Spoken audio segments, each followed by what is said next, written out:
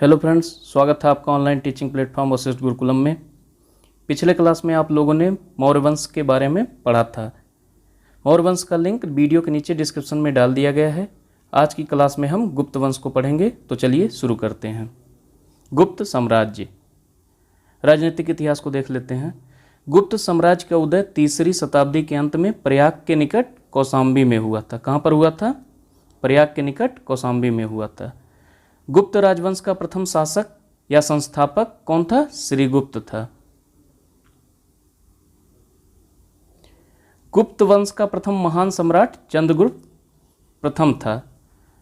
जो गुप्त वंश का प्रथम महान सम्राट था वो चंद्रगुप्त प्रथम था। चंद्रगुप्त प्रथम ने गुप्त संवत की शुरुआत की। चंद्रगुप्त प्रथम ने लिच्छवी राजकुमारी कुमार देवी से विवाह किया और उनका नाम अपने सिक्कों पर अंकित करवाया।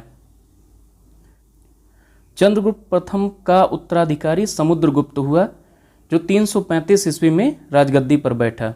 इसने आर्यावर्त के 9 शासकों और दक्षिणावर्त के 12 शासकों को पराजित किया। इन्हीं विजयों के कारण इसे भारत का नेपोलियन कहा जाता है। भारत का नेपोलियन किसे कहा जाता है? समुद्रगुप्त को। समुद्रगुप्त ने अश्वमेध कर्ता, विक्रमांक, परम भागवत की उपाधि धारण की। इसे कविराज भी कहा जाता है। क्या कहा जाता है? कविराज।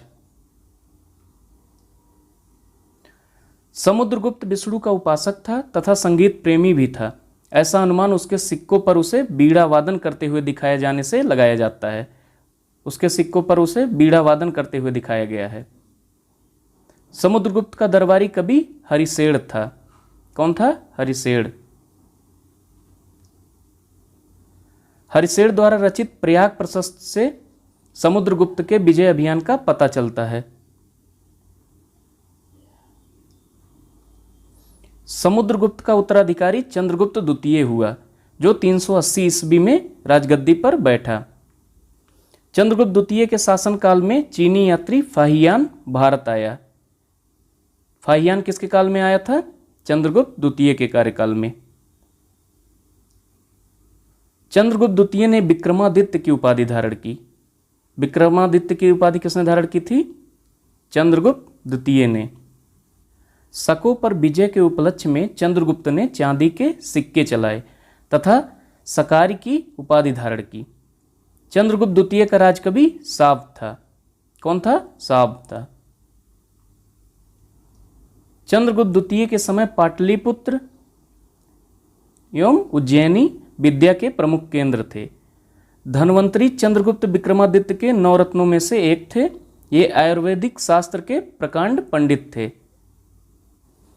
महाकवि कालिदास के अतिरिक्त इसमें छपड़क, अमर सिंह, शंकु, पेताल भट्ट, घटकरपर, वराह मिहिर एवं बर्रुचि जैसे विद्वान चंद्रगुप्त के नवरत्न थे, जिसमें से छपड़क जो है ज्योतिषाचार्य थे, अमर सिंह कोशकार थे, शंकु वास्तुकार थे और वराह मिहिर खगोल विज्ञानी थे। चंद्रगुप्त द्वितीय का उत्तराधिकारी कुमारगुप्त फर्स्ट हुआ। नालंदा विश्वविद्यालय की स्थापना किसने की थी? कुमारगुप्त ने की थी।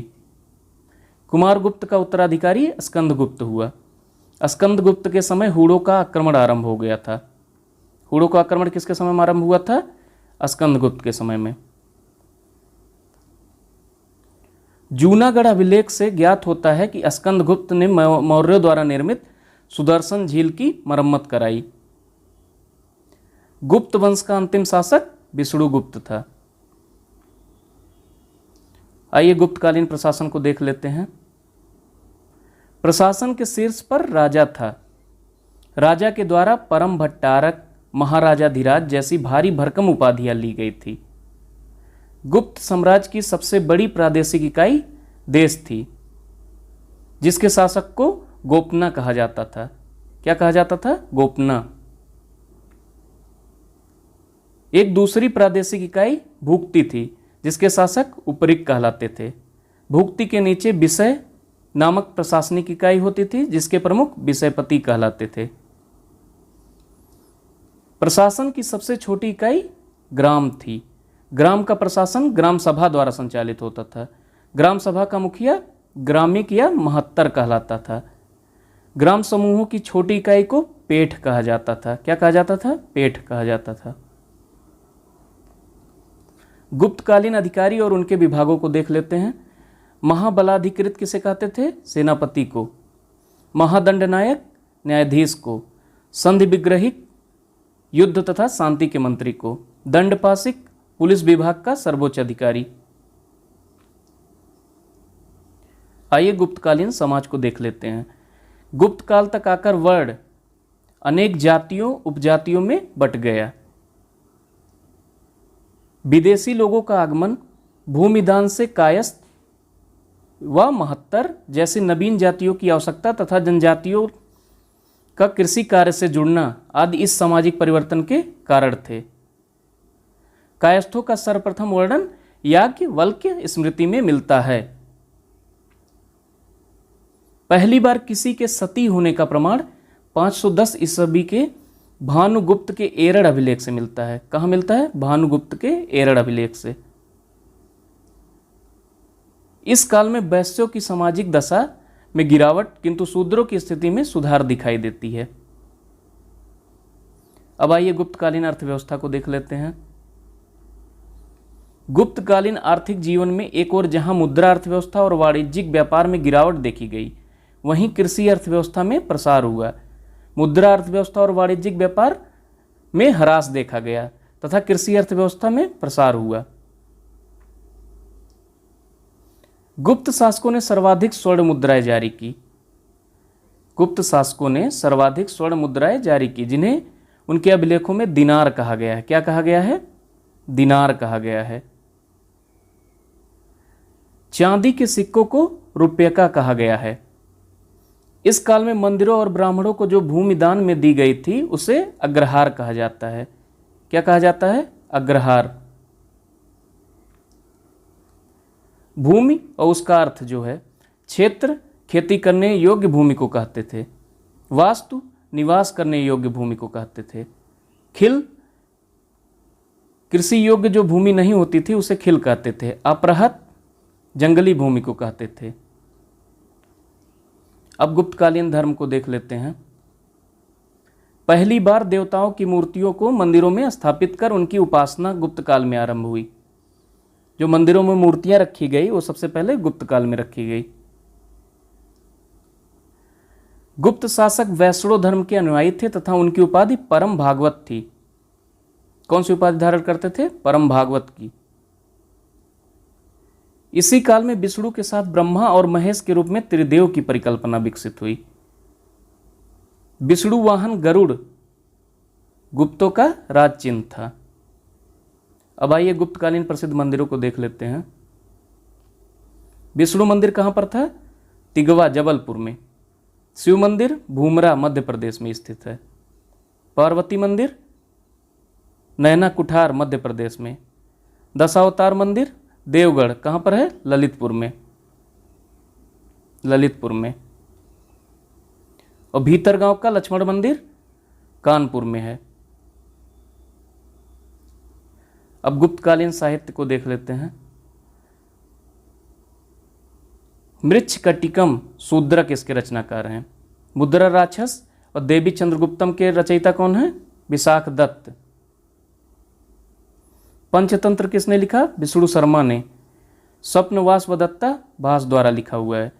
गाथा सप्तशती हाल द्वारा रचित है। महाभारत वेदव्यास द्वारा रचित है। और गणित सार श्रीधर द्वारा। सांस्कृतिक उपलब्धियों के कारण गुप्त काल को भारतीय इतिहास का स्वर्ण युग कहा जाता है। अब आइए इस टॉपिक से संबंधित कुछ महत्वपूर्ण प्रश्नों को देख लेते हैं। भारतीय इतिहास में धन्वंतरी कौन थे? ऑप्शन ए है चंद्रगुप्त मौर्य के प्रसिद्ध सेनापति थे। ऑप्शन बी है चंद्रगुप्त विक्रमादित्य की सभा को सुशोभित करने वाले प्रमुख चिकित्सक थे। ऑप्शन सी है हर्ष के समय में एक प्रसिद्ध नाटककार थे। ऑप्शन डी है इसमें से कोई नहीं। तो कौन सा सही होगा? ऑप्शन बी, चंद्रगुप्त विक्रमादित्य की सभा में प्रमुख चिकित्सक थे। यह नवरत्नों में से एक थे। विक्रम संवत प्रारंभ हुआ? ऑप्शन ए है 57 ईसा पूर्व, ऑप्शन बी है 78 ईसा पूर्व, ऑप्शन सी है 57 ईस्वी, ऑप्शन डी है 78 ईस्वी। तो इसका सही उत्तर होगा 57 ईस्वी ईसा पूर्व। खगोलविद वराह मिहिर और कालिदास किसके दरबार का हिस्सा थे? ऑप्शन ए है विक्रमादित्य, ऑप्शन बी है बिंदुसार, ऑप्शन सी है बिंबिसार या ऑप्शन डी है पृथ्वीराज चौहान। तो इसका सही उत्तर होगा विक्रमादित्य। किस गुप्त शासक को उसके सिक्कों पर बीड़ा बजाते हुए अंकित किया गया है? ऑप्शन ए है चंद्रगुप्त, ऑप्शन बी है श्रीगुप्त, ऑप्शन सी है समुद्रगुप्त या ऑप्शन डी है कुमारगुप्त। तो सही उत्तर क्या होगा इसका? समुद्रगुप्त। प्रयाग प्रशस्ति अभिलेख मूलतः कहां पर था? ऑप्शन ए है वाराणसी, ऑप्शन बी है मेरठ, ऑप्शन सी है ग्वालियर या ऑप्शन डी है कौशाम्बी। तो इसका सही उत्तर होगा कौशाम्बी। अकबर के शासनकाल में इसको जहांगीर ने इलाहाबाद के किले में स्थापित करवाया था। रजत सिक्के चलाने वाला प्रथम गुप्त शासक कौन था? ऑप्शन ए है रामगुप्त द्वितीय, ऑप्शन बी है चंद्रगुप्त विक्रमादित्य, ऑप्शन सी है समुद्रगुप्त या ऑप्शन डी है स्कंदगुप्त। तो इसका सही उत्तर होगा चंद्रगुप्त विक्रमादित्य। अगला क्वेश्चन देखते हैं। किस गुप्त शासक के शासनकाल में प्रसिद्ध चीनी यात्री फाहियान भारत आया? ऑप्शन ए है रामगुप्त, ऑप्शन बी है चंद्रगुप्त, ऑप्शन सी है चंद्रगुप्त विक्रमादित्य या ऑप्शन डी है समुद्रगुप्त। तो सही उत्तर इसका क्या होगा? चंद्रगुप्त विक्रमादित्य के समय में आया था फाहियान। किस गुप्त शासक ने आक्रमणकारी हुडों से अपने साम्राज्य की सफलतापूर्वक रक्षा की? इसके विकल्प हैं स्कंदगुप्त, चंद्रगुप्त प्रथम, चंद्रगुप्त द्वितीय, समुद्रगुप्त। तो इसका सही उत्तर होगा स्कंदगुप्त। अगला देखते हैं। समुद्रगुप्त को भारत का नेपोलियन किसने कहा था? इसके ऑप्शन ए है बीबी लाल, ऑप्शन बी है बीएस स्मिथ, ऑप्शन सी है ईश्वरी प्रसाद या ऑप्शन डी है इनमें से कोई नहीं। तो इसका सही उत्तर होगा बीएस स्मिथ ने समुद्रगुप्त को भारत का नेपोलियन कहा था। किस गुप्त शासक ने परम भागवत की उपाधि धारण किया तथा अपनी पुत्री का विवाह वाकाटक नरेश से किया? ऑप्शन ए है स्कंदगुप्त, ऑप्शन बी है चंद्रगुप्त द्वितीय, ऑप्शन सी है कुमारगुप्त या ऑप्शन डी है चंद्रगुप्त प्रथम। तो इसका सही उत्तर होगा चंद्रगुप्त द्वितीय।